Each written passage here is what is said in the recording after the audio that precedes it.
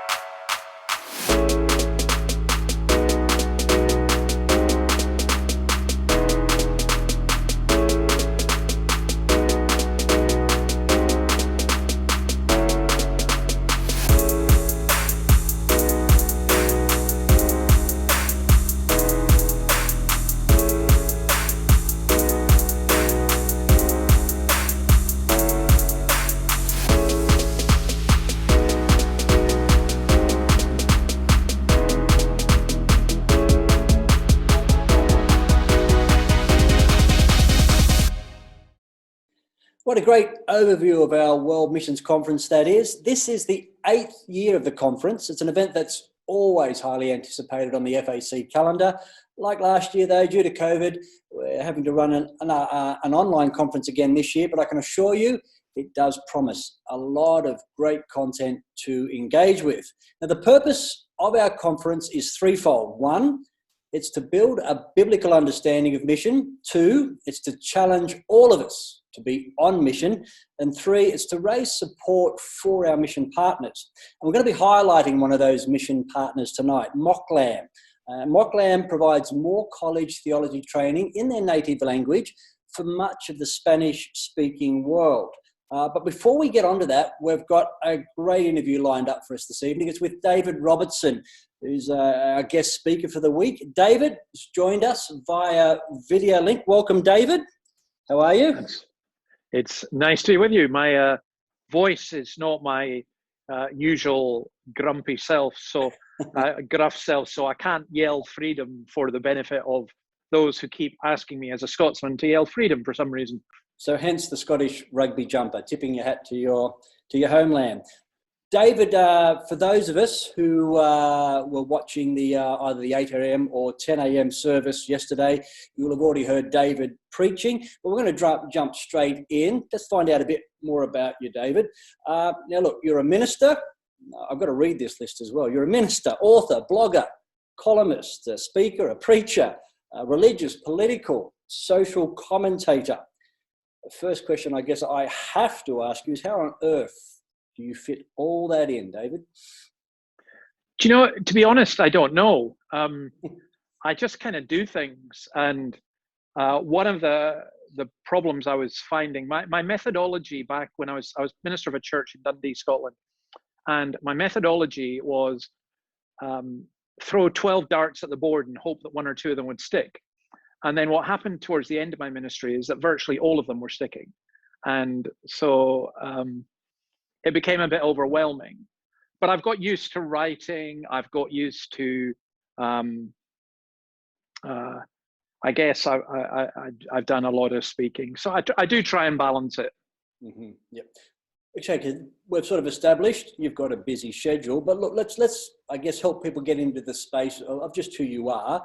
I'll start with a few basic questions. Sure. Matt, you're married, children, grandchildren. How old are you? You want to give us an overview of all that?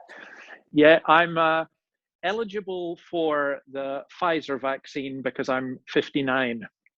So I was born in 1962. I've been married to Annabelle since 1996. I became a minister in 1996. 2 weeks after we got married, we went to a place called Brora. I have 3 children. Andrew, who's married to Kyrene, and he's a church planter in Dundee in a poor urban housing estate. They've got, I was going to say 2 kids. They don't. They have 3 kids. They had another one a couple of weeks ago. I have a daughter who lives in the Blue Mountains, married an Aussie from Nowra. And, you know, that capital of Australia, as I was told. And then they have two children, two grandchildren again, and then I have a daughter, Emma Jane, who's a nurse, and she's just married to Chris. You've led an interesting life. I've done a bit of research, and look, we know each other. We've worked on projects together over the years, so you have led an interesting life. You were raised in a Christian home, but when did you make a decision to follow Christ? Yeah, that's an interesting one. I rejected it. So, if anyone who's watching this, who's a child, when I was about 12 years old, I thought, no, I don't want this. And I was quite militant against it. And then the bottom line is that when I was 16, I was converted. Really annoyingly, I wasn't going to church. Had nothing to do with it. And I became a Christian, and it was, it's just a story that, I didn't grow up in a Christian home and just accept everything. I went the opposite way. You said, though, really annoyingly, you became a Christian. I've also, heard you say that when you became a Christian, you actually didn't like Christians. Yeah. So I wanted to be a secret Christian. I mean, I remember a friend of mine was converted. It's what happened. We were going to a party and he was converted before we went to the party. And strangely enough, I was annoyed because he hadn't been brought up as a Christian. I thought, wait a minute, how's he become one and I haven't? And then I remember praying one New Year's Eve, God, if you exist, you show me and I'll serve you the rest of my life. And nothing happened. And 2 weeks later, I remember getting out of my bed. We lived in a farmhouse. And I remember saying to my kid brother, there was 3 of us shared the one room, right, we're going to church. Not to my parents' church. I wasn't going to do that, but we'll get on our bikes, and we'll cycle down to the church. And he said, no way. And I said, yeah, forget it. We're going. So I beat him up. And as I always tell people, that was my first successful evangelism. So he came to church with me. And I just remember sitting there and just thinking, you're an idiot. You're an absolute idiot. What do you mean if God exists? Of course God exists. Nothing makes sense. And at that moment, I just knew that the rest of my life would be the second part of the question of my prayer, that I would serve God. But I thought, I don't like Christians, so I'm going to be a secret Christian. I'm not going to tell anyone. And I didn't for a couple of weeks. And we were sitting in a school, what was called a school common room. And there were 4 people there who were Christians who used to go to a prayer meeting. And they got up to go to the prayer meeting. And they turned, there's 50 or 60 of us in the room. And he turned to me and said, do you want to come to the prayer meeting, Dave? And everyone burst out laughing because I was the guy who argued against Christians all the time. And I said, yeah. And they laughed even louder because they thought I was taking the mickey, And I went out and I didn't come back. And they were in this prayer meeting and I prayed. They prayed round in a circle and I prayed. And when it came to me, I thought I'd better pray. And there was this stunned silence. And then there was a tap on the shoulder and it was, are you a Christian? And I said, well, yeah, I guess so. And they said, Dave, look, can you do us a big favor? You're always doing debates and stuff. We've got the Christian debate next week in the school. Can you speak on behalf of evangelical Christians? So I said, okay, I'll do it. And I did it. And afterwards, the head of the English department came up to me and said, Robertson, boy, you are absolutely wonderful. Absolutely wonderful. Your best performance yet. You almost had me convinced you really were a Christian. And I looked at him and I said, Mr. Patterson, sir, I am a Christian and no one will ever say that to me again. And I felt that was like, people talk about coming out if you're gay. Well, that was me coming out as a Christian. And after that, everything was just very public. Okay, so, you've made that decision to follow Christ in David. God's working in your life. And look, perhaps I'm jumping a few years ahead here now, but somewhere along that journey, your thinking, I guess, starts to move more towards an intentional ministry type role or similar. So what happens at that stage? So I go to university and I study history and politics. And my intention was, I went to university to study a subject, not to get a job. For any of you who have ever studied history, you'd probably, there weren't many jobs going at the end of it. So my intention was actually to hitchhike around the world, and because I'd done a lot of hitchhiking. And my intention was to go into politics. I mean, I seriously was on target to become a member of parliament. I was heavily involved in politics.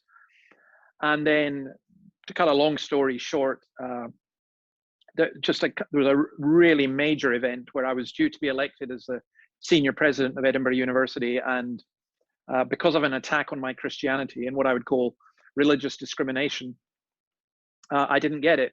And I was shattered. And I remember my final year at university, I became absolutely convinced I should go to the Free Church College in Edinburgh, as it was then. It's now called Edinburgh Theological Seminary, which is the ministry training for Free Church ministers, which is the church I was going to at the time. And I just thought, I'm so young, this is ridiculous. I'm 21. I'll be a minister when I'm 24. That's way too young. And I remember my minister saying to me when I said that objection to him, he said, "You're right. You're absolutely right." He said, "I would normally say that.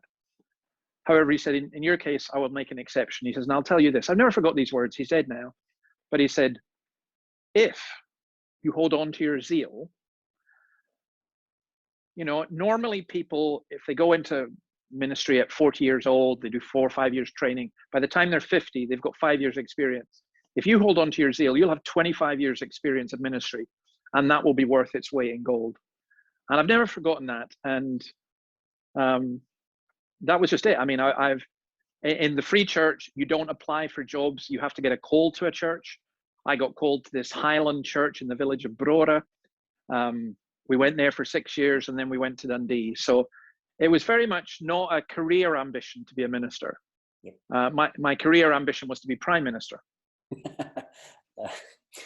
Look, so again, so you're the minister of a small church at this stage in the Highlands of Scotland. You mentioned Brora, then you mentioned the move. Well, to what I'm assuming was, from what you've told me previously, was an even smaller church numbers-wise in Dundee, and yet, I think you said a congregation perhaps of even less than 10 at that time. But over the 25 years or so that you're there, that congregation becomes a flourishing church, 300-400 plus. And during that time as well, your profile begins to grow, I guess, as a writer, a commentator, on religious, social, political issues. Mm-hmm. How did all that happen? Oh. How long have you got? We went to Dundee in 1992 after being 6 years in Brora, and it was a tiny congregation, a handful. I remember my son. I was the youngest person in the congregation. There's 7 people, and I remember my son standing up on the pew and shouting to my wife Annabelle, "Mum, there's no people. Where's all the people?" And he was right. There was just nobody there. It was just a church that could seat 1,000 with 7 people. Over the years, gradually it grew, and I did a lot of outreach in different things. And part of my outreach was cultural. So, for example, we'd go to the local art cinema and do a discussion on the Da Vinci Code. I wrote frequently in newspapers, letters, and things like that. And then probably the biggest thing that happened was, the internet came along, and I started doing stuff on the internet. And then Richard Dawkins wrote a book called The God Delusion, and I wrote a letter in response to that, which got published on his website, and which it went ballistic. I mean, you're talking hundreds and hundreds and hundreds of responses. So I kept responding, and they got published as a book, The Dawkins Letters. And somewhat bizarrely, it became a bestseller. It's still in print. And I thought, this will last 1 or 2 years. I was getting invited to universities. I did a lot of stuff in cafes and pubs and things. A lot of evangelism through different churches. And I thought, this will last 1 or 2 years, but it's never stopped. I've written other books since then, and I've done lots of different kinds of outreach, cafe outreach, debates, evangelism, writing. I started a blog, and one of my friends wrote, "Oh no, Robertson with a blog, that's like giving an arsonist a can of petrol and a box of matches." So, and then, as you know, I started up something called Solace, which was not so much apologetics, but just looking to bring Christianity into the wider culture as a magazine. And, it was great to have you on board as editor of that. So I just tried lots and lots of different ways of connecting with the culture. You mentioned that blog site. And I guess when you started it, as you sort of perhaps already alluded to, you probably could never have imagined, I guess, the reaction you've had to that. At last count, it had in excess of 6.5 million hits. And you're a prolific writer. But this week, we're looking at the issue of mission. But as through your experience, and you've already been outlining it, even things like the blog site or the cafe evangelism, are these all, sort of shaping or helping us to understand what mission should look like in 2021? Well, yes. I mean, my view is a little bit unusual in that a lot of people who are interested in evangelism and mission tend to do it through organizations and, interdenominational organizations, or they may even have their own particular branding. My view is that mission is best done through the local church. But the local church needs to find ways to reach out. So I would try lots of different things. And the blog really was just a way for me. I think out loud. And I mean, I remember in Australia one time I was sitting down and I think it was down your way actually. And a guy came and sat beside me and said, "Oh, you're from Scotland." And I said, "Yeah, how do you know?" And he said, there's this guy from Scotland I read called The Wee Flea. And I thought I'd better tell him before he said anything more. And I felt at the time I really ought to have a t-shirt on which said, "I read The Wee Flea," which is the name of my blog, "and I don't agree with everything on it." And I was going to put, "I write The Wee Flea and I don't agree with everything on it." Because my way of doing things is a little bit Socratean, the Socratean method, asking people questions. But also I put things out there and I want people to respond. And there, I write about lots and lots of different things for different magazines and different things than I write for myself. But at the end of the day, what's really surprised me with the blog is the number of non-Christians who read it and then who get in touch with me. That has been really astonishing. And also a lot of the media work. So particularly doing radio stuff or debates and so on. And there's a verse in Ecclesiastes that says, "Cast your bread on the water, and after many years it'll come back to you." And I regard that in terms of evangelism. I've met people who, 15 years ago, I read something that you wrote, or I heard you on this debate or on television or something. And it's not that they were converted. I rarely see that people, "Hey, I've got to become a Christian."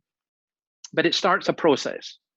So that's what I find it useful for. I mean, I've always felt with the blog and with everything else, I'm just going to give up when I've run out of things to say, or when I get bored, or if I become too cranky, if I become the sort of outraged from Sydney or something, so, and the other thing that's been amazing is I started doing a podcast and it was a bit controversial. So I had to do it independently of any organization, just so that if anyone got sued, it was just me, not the organization. And it's really commenting on news and culture from a Christian perspective. And it's kind of gone all the way around the world. And there was a man contacted me who's a BBC producer who offered to help, and he produces it for me. And that's been quite remarkable, because I thought I was going to stop doing that when I came to Australia.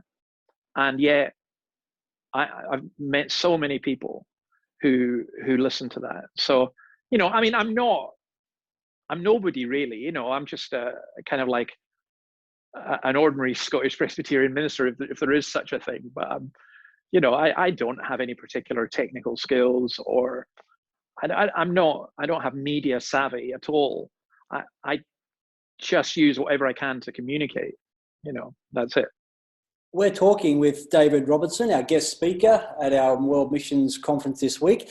We're just going to take a quick break from our conversation for the moment, just in order to turn your attention rather, to one of our great mission partners this year. That's MOCLAM, which provides more college theology training in their native language for much of the Spanish-speaking world. So please keep watching to learn more about MOCLAM.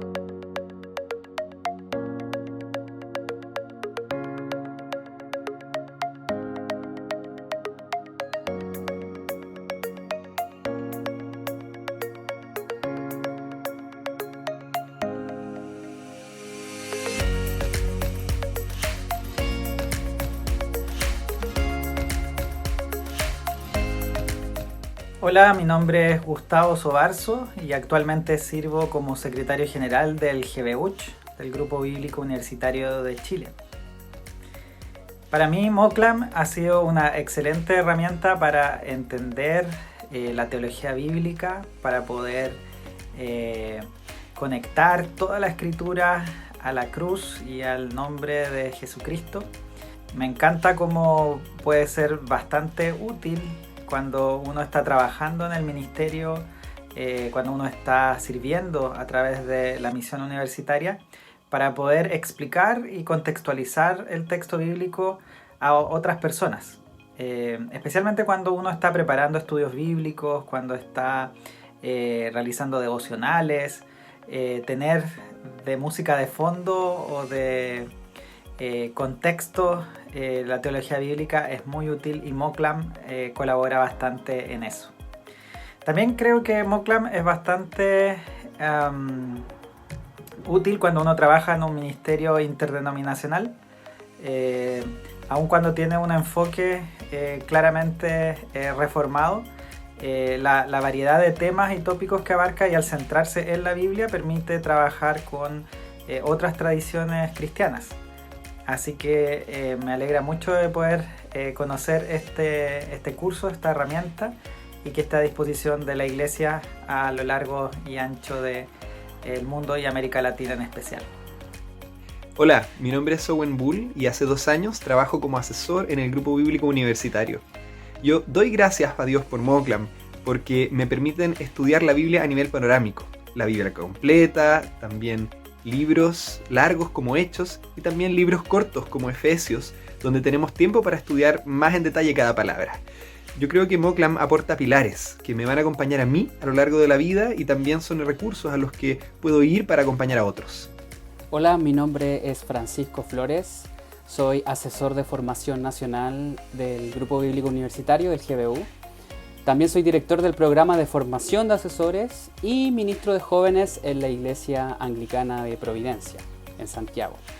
Y una de las cosas que más me gusta de MOCLAM es que es un material, es una herramienta muy cercana y muy amigable para quien puede acceder a ella. En estos tiempos de pandemia ha sido una herramienta clave para capacitar a nuestros estudiantes y a nuestros obreros, porque se ha adaptado muy fácilmente al contexto del Zoom y eso lo hace súper fácil de acceder a cualquier tipo de reunión online. Entonces es sumamente fácil y cercano para quien puede estudiar a través de una pantalla. En el GBU ha sido una herramienta que hemos decidido ocupar para capacitar a nuestros estudiantes, pero también a nuestros obreros, y principalmente la usamos porque está centrada en la palabra. Lo hace de una manera que tanto personas como que tienen estudios sumamente profundos en teología o como personas que nunca han podido acceder a ella pueden acercarse a la escritura y pueden acceder a este material y aprender realmente y tener grandes momentos de aprendizajes y descubrir verdades sumamente profundas que la palabra tiene para nosotros. Así que para nosotros es un material sumamente valioso y clave dentro de la formación de nuestros estudiantes y de nuestros obreros.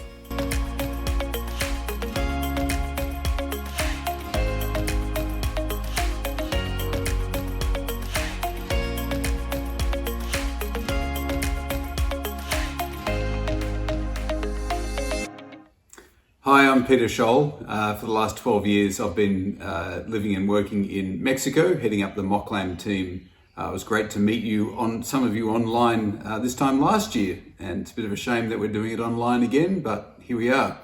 You've just seen the MOCLAM general video, so that gives you a bit of an idea about what MOCLAM is doing. But I wanted to talk to you a little bit about one specific project that we are working on, because that is a project that you are helping us with. And I just wanted to tell you a little bit about where your money has gone and where it will continue to go.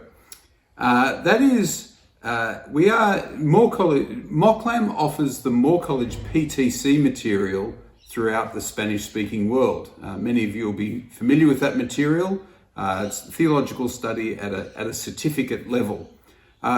We've got a bunch of people, maybe 250, who have finished the entire course. and more are finishing it each year. And many of them are asking, what next? What further study can we do? So we've been thinking about that, and Moore College has another correspondence course called the Diploma of Biblical Theology. Rather than it being a certificate level, it's a diploma level, it's a higher level. There's more reading involved, more study involved. It's a much more intense course. We are translating that and wanting to make that available in Spanish. So we're calling it the DEB, the Diploma de Estudios Bíblicos. So we call it DEB for short. So the idea of DEB is that people who have finished the certificate level can then come along and continue to study with us. The aim is that the course will be 100% online. So there is a lot of video content, a lot of reading to do, and the course material, of course, itself. And so that means that there's a lot of translation to do. We need to translate the direct course material. We need to translate the video material, which is available in English, which Moore College offers. We need to translate the exams, the assignments, the question banks, the online exercises, and all of that. So that is a really big job, and that is what we're doing at the moment. There are 6 subjects that you can do as part of the diploma, and our aim is to have 3 fully ready to go before we start offering it. We don't want to offer something to people that is kind of not complete. So we're in the process of doing that at the moment. We are using the money that you are giving to pay translators. We have a translator who we're using in Peru who has theological education background. So they're doing a really good job, and that work is progressing. One of the big challenges for us at the moment is additional readings. So when you do the course in English, it's got the course notes, it's got the course materials, but it also says, please go and read these 3 books or these 2 articles or whatever it is. And those books, those articles, they don't appear in Spanish. So at the moment, we're trying to find equivalent articles or equivalent books, or in some cases, we need to translate those. That's complicated because we need to get permission, and yeah, there's a lot of work there. All that to say is the work is progressing. We are currently well on course to be able to have the first 3 of the 6 subjects ready to go by about this time next year. So we're really thankful to you because the money you are giving is helping us do that. It's helping us to prepare the online materials that we're going to offer as part of it. Because it's online, we're putting a lot of effort into the materials that we have, the interaction that the students can have with the material in different ways online to keep it fresh for them. But as I said, hopefully this time next year, we'll be talking to our graduates and saying, hey, we've got this available. How about you start doing that to keep your theological studies going and to better equip you for ministry in your contexts wherever you are throughout the Spanish-speaking world. So thank you very much. We are very thankful for Figtree, for the missions committee that allows us to do this work, to be part of it. And I encourage you to keep on being involved in this sort of work and helping your brothers and sisters overseas. So thanks a lot. Bye for now. What a great work that is that MOCLAM does to bring the word of God to the Spanish-speaking people of our world. Now, we'd love you to consider supporting MOCLAM. So in addition to encouraging you to pray for the work of MOCLAM, we're looking to raise $10,000 through our World Missions Conference to support their work. Now, if you'd like to help in that way and donate, you can go to our website, figtree.church, click on the events tab. That address should be on your screens now as you're watching, and you'll find all the information you need to give to this fantastic ministry. We're going to continue our conversation with David Robertson. Now, you've already found out, you've been telling us a bit about your upbringing, your life, your ministry there in Scotland. What I'm interested to know, though, David, is how is it that a minister from the Highlands of Scotland, overseeing a flourishing church and with a growing public profile, how do you end up in Australia? Well, as I say, I went to Dundee and I was doing a student ministry there, and the church grew, and we planted churches in St Andrews and in Dundee and elsewhere. And I found myself with this situation where the evangelism and stuff that I was doing, and being pastor of a church that had then grown to about 300, it was just too much. And I'd been there 27 years, and I came over here in 2018 to have a 3-month sabbatical, because I have a daughter who lives in the Blue Mountains, as I said. And myself and my wife, Annabelle, we came here. We stayed in our Tarman in Sydney, went to St. Thomas's. I did some stuff with City Bible Forum, did various things. And I just had these ideas about evangelism and so on. And I remember speaking to Os Guinness, and he said to me, David, you've got to do what you do. And I said to him, Os, I can't carry on doing what I'm doing and do the church. And I said, I love the church and I love preaching. I love being with the people. And he said, yeah, but you need to do what you do. And so he said, there's 3 options for you. You can do it in America. And I said, no, I don't think so. And he said, no, you're right. My particular style is quite difficult for Americans. Europe, he said, which I would prefer, which would mean being based in London or Edinburgh, or you can do it in Australia. And the reason I came to Sydney was purely and simply I was asked. Nobody else asked me. So, and initially I didn't want to come. And then we came out here and to do a visit with City Bible Forum. And they asked me if I would come and head up something called Third Space, which I've done for 2 years. I'm in the process of leaving that. I'm applied for a new visa to work with the Anglicans, to work with ENC, evangelism and new churches. But I came here to do evangelism. That's what it was. For me, it's a huge risk, because I describe it this way. It's like jumping off a cliff and not knowing where you're going to land. And from my perspective, I still don't know where I've landed, but I came here to do evangelism. So that's how I've ended up here. So I guess that it put you in, a fairly, strong position to be able to sort of comment on the differences between, say, the church, the way it does mission in the UK, and what you're experiencing here in Australia. Can you give us some insights in what you see as some of the key differences? Yeah, I'm not sure I'm in that strong a position, because one of the things you realize when you get older, see, when I was 14 or 15, I knew everything. My parents were so ignorant, and I knew the answer to everything in the church and, everything. And I think the older I get, the more I realize I don't know.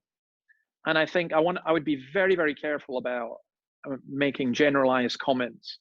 I used to hate it when American missionaries would come to us and tell us about Scotland, However, having said that, I think Australia is at a crossroads. Basically, Australia is not America and it's not Europe. And I think there are some significant differences between Australia and Europe. I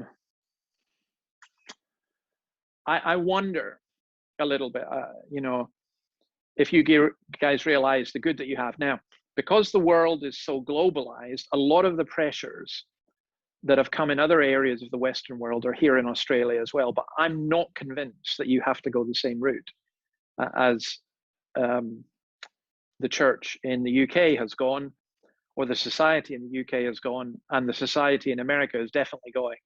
And I just wonder,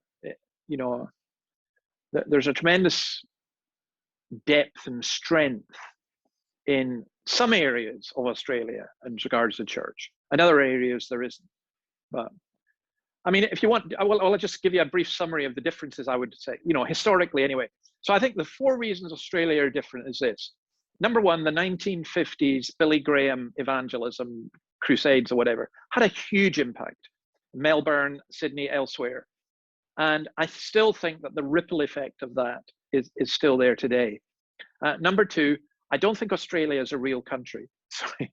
I think it's like a make-believe land. No, I think Australia, and I think I thought this before, but my goodness, has the pandemic shown it?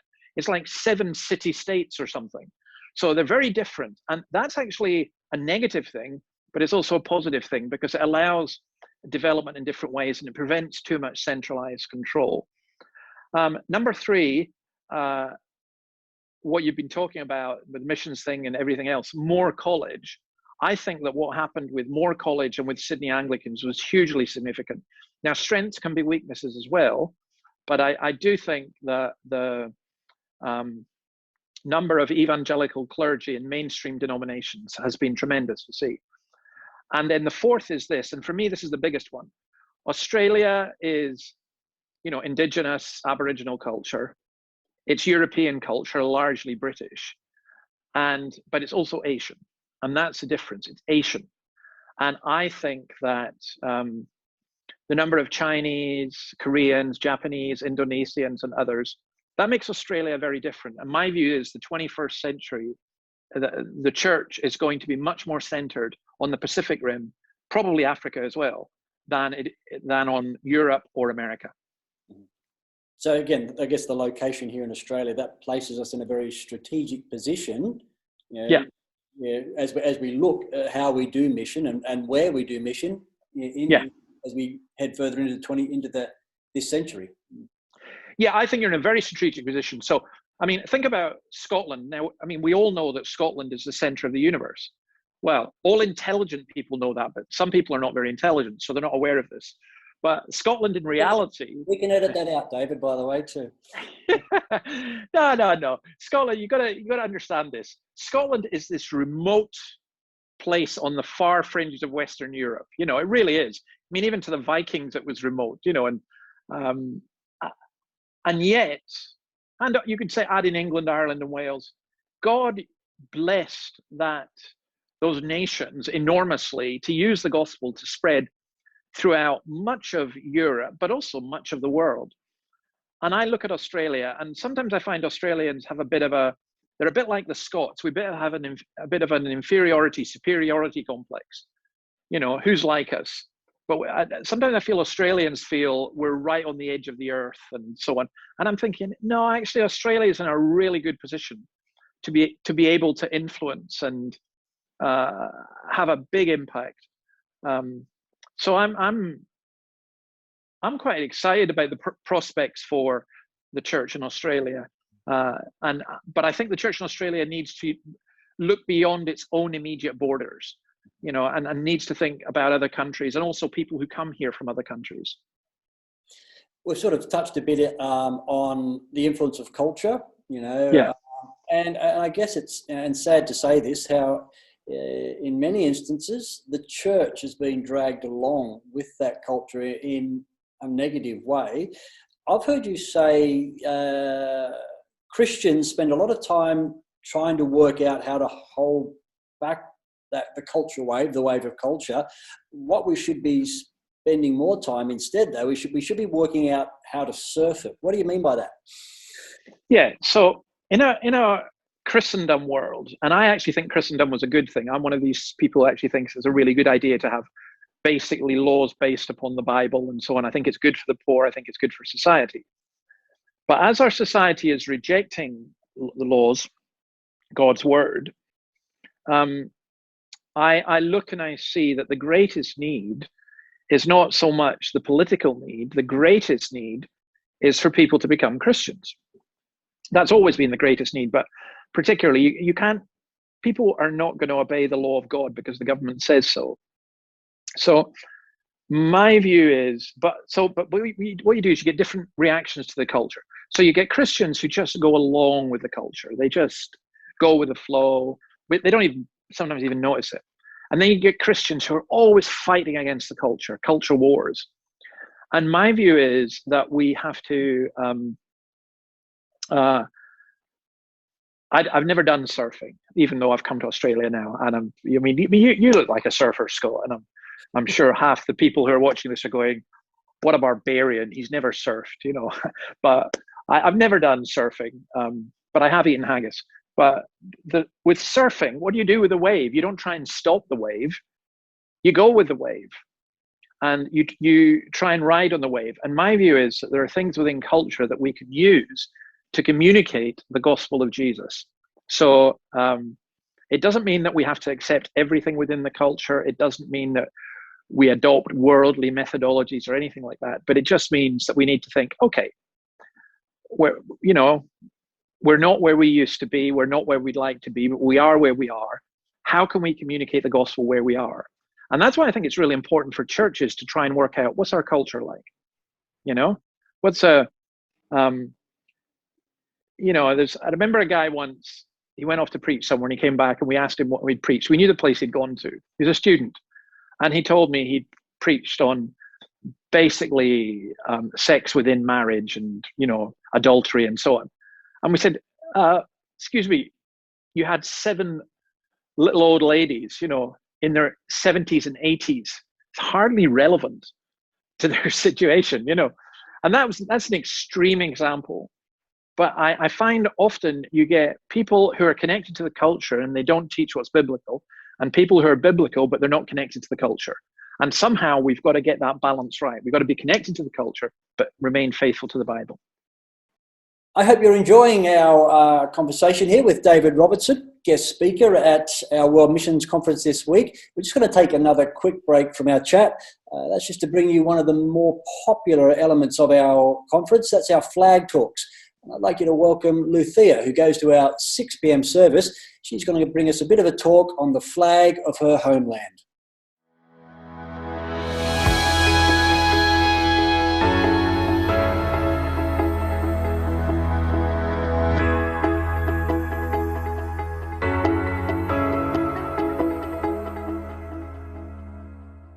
The Spanish flag consists in 3 colors, red, yellow, red, and the yellow is twice the depth of the red one. You may have seen this flag before with the bull, but that's not the flag, that's only for tourism, and it's gonna disappear because bullfighting is not a thing anymore. This is the official flag right now with the symbol, which I need to do some research of what it means. Hi, I'm Lucia, by the way. I came to Australia 5 years ago. I'm originally from Spain, from Madrid, and this flag means home, basically. This is the map of Spain. Here is France, sorry, and this is Portugal. And in the flag that I saw before, this is the emblem that shows here in the center the kingdoms of Spain, which are León, Reino de León, Reino de Navarra, Corona Aragonesa, Reino de Granada, and Castilla, Reino de Castilla. And then the crown, which is who rules Spain, and then these 2 are the Hercules columns, which is coming from the Greek mythology and means they are in the bottom of Spain in Gibraltar, and it means it meant back then the end of the world, and it represents that Spain went beyond the ocean, it was the end of the world, because for a while Spain conquered a lot of parts in the world, and the sun never came down for a while. Most of the countries use their flag as symbol of unification, but unfortunately in Spain there is some division about what this flag means for them. In my case, half of my family has worked for the military service, so for me it means home, and every time I see the works here in Australia, the fences for the site works are red, yellow, red, if you didn't notice. I always feel like, oh, that's the Spanish flag. And I feel it like with proud, and I really love my country. So I ask you, God, that you bring unity to the Spanish people. You make them realize that it's better to be together than focusing in our differences. You bring them closer to you, and you take care of my family and every Spanish people in these COVID times where cases are out of roof. Yeah, I thank him that I can be here, but I would like to be able to go to see my family again. Amen. Thanks, Lethea, for that great talk on the flag of Spain. Actually, Spain. David, you're a European. Spain is a place you've ever been to or done any work? Oh yeah, yeah. I've preached in Madrid and I preached in Barcelona. Really liked Spain. Yeah, very, very fascinating place. And of course, Spanish, I think, is about the third or fourth most popular language in the world. So it's a key language. We're coming sort of towards the close of our conversation this evening. But before we do finish up, I'm really keen, I'm really interested in hearing your thoughts, if we can be perhaps a bit more specific, about mission. And look, I'm just said I want us to be more specific, but I'm going to ask a fairly broad question asking that. But look, how do we as Christians in the 21st century here in Australia, as we look beyond the city limits of Wollongong to the rest of our country and to the world, how do we effectively engage in mission? Okay. Well, the first thing is I wouldn't look beyond the city limits of Wollongong. What I mean by that is not. If you're not doing it at home, then why would you be able to do it elsewhere? So I think the heart of mission comes from the fact that we want people to come to know Jesus. And if we don't want our neighbors, friends, family to do that, then pretending that we're interested in people at the far ends of the earth, that doesn't make sense. However, if mission stops, so I mean, the disciples were told, go into, Jerusalem, Judea, Samaria, and to the ends of the earth.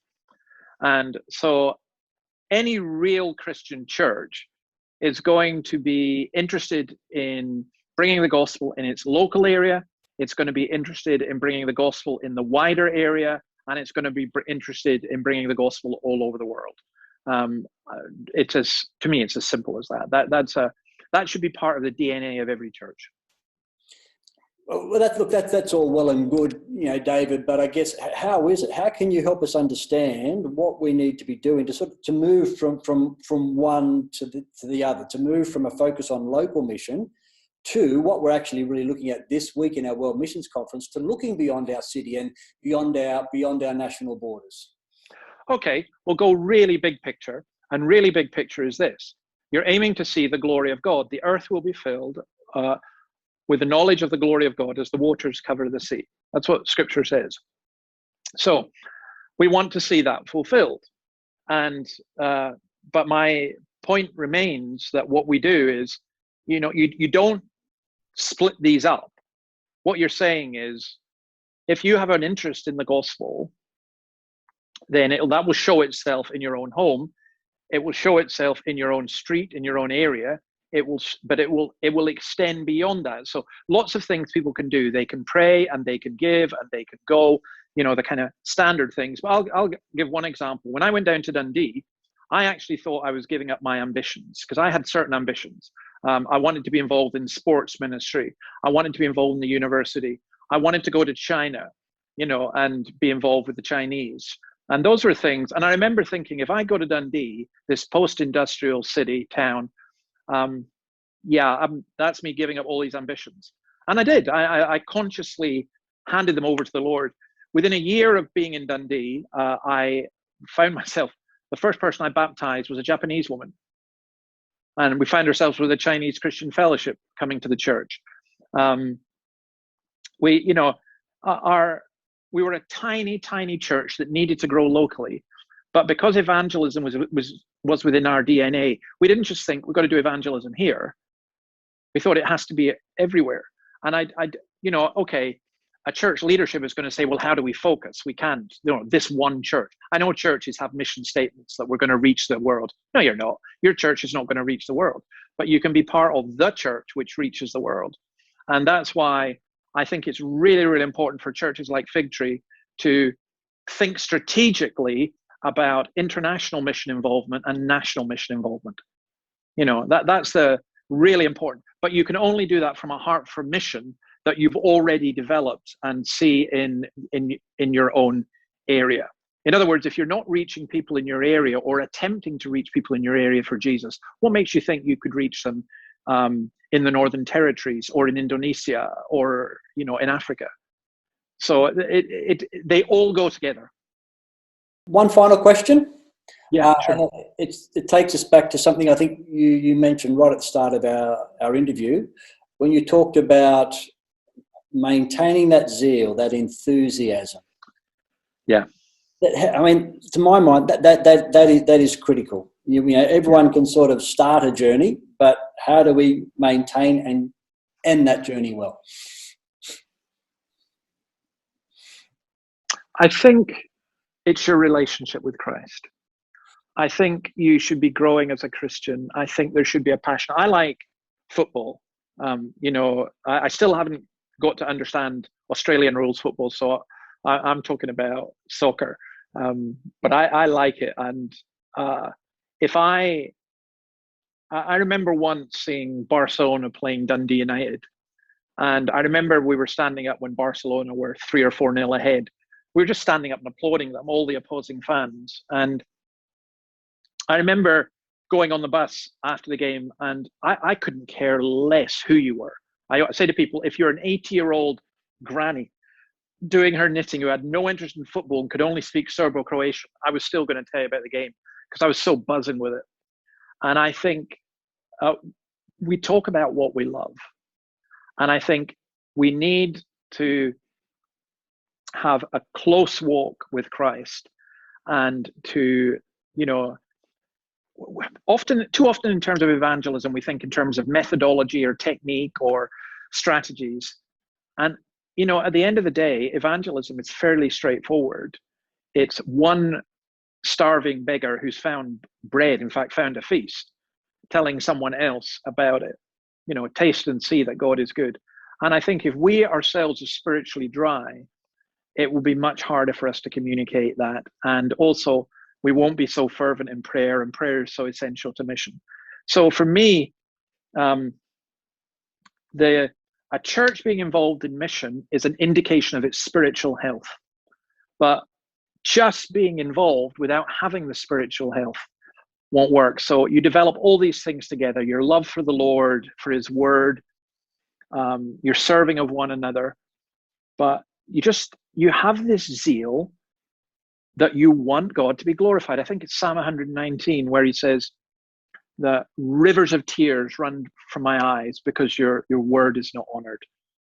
And that should be our attitude. That should be our concern. Is not so much how can we get more people into our church, but how can God be glorified? And that's if you maintain that, then it's remarkable. It's true, isn't it, that the people who tend to be your best evangelists locally are people who just become Christians because they know it works. This is great. They're going to tell people. And I think some of us, we've just run a wee bit dry and we need renewed. And I would say that for national and international mission, it's the same thing. You don't have to be able to travel the world, but you do have to be able to pray and to seek God's glory and to be genuinely concerned about it. My view would be that if churches and individual Christians were not giving a substantial amount of their income towards mission at a local, national, and international level, there's something very, very wrong. David, thank you so much again for graciously giving us your time tonight. It's been an absolute pleasure to hear from you. It's been a pleasure being with you, and I hope to come down. I've been down to Figtree a couple of times. I loved the men's meeting I was at. I'd love to catch up with these guys again, and hopefully get down to see you guys sometime. You say we have to use things. I hate cameras because I hate mirrors. I can go under the seat. I never have to look at my own face or hear my own voice, really. So I go under the illusion. I just look like Brad Pitt, but I hate cameras and I hate Zoom. But you've made it a whole lot easier. So thank you very much. And I pray that God will bless the rest of the conference. They say cameras, David, can do certain things for people, but it'll have to work miracles if you're to look like Brad Pitt, okay? Yeah, I know. It's great. But no, God bless you all anyway. Thank you. I really hope you've enjoyed our time with David and also learning more about the work of MOCLAM tonight. We've got a great week, actually, of events lined up for you to engage with over the course of this week.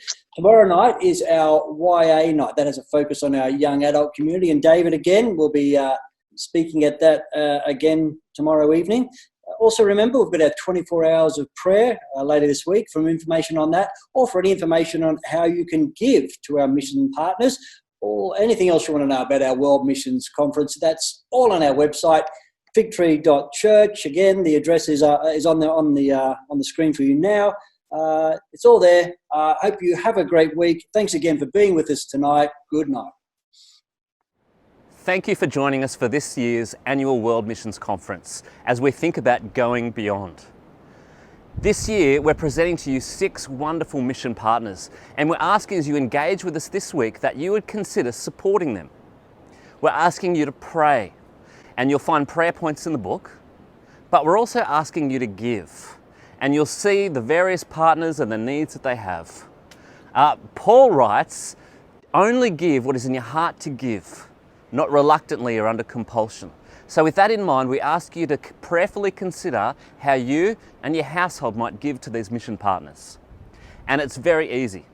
All you've got to do is jump on figtree.church, look at the World Missions Conference, and you'll find a button there to click and give. You can also use direct debit with the special codes. And if you've got any trouble, you can just give us a call or send us an email. Thank you for considering how you can keep being generous in the ways that you are for this year's World Mission Conference.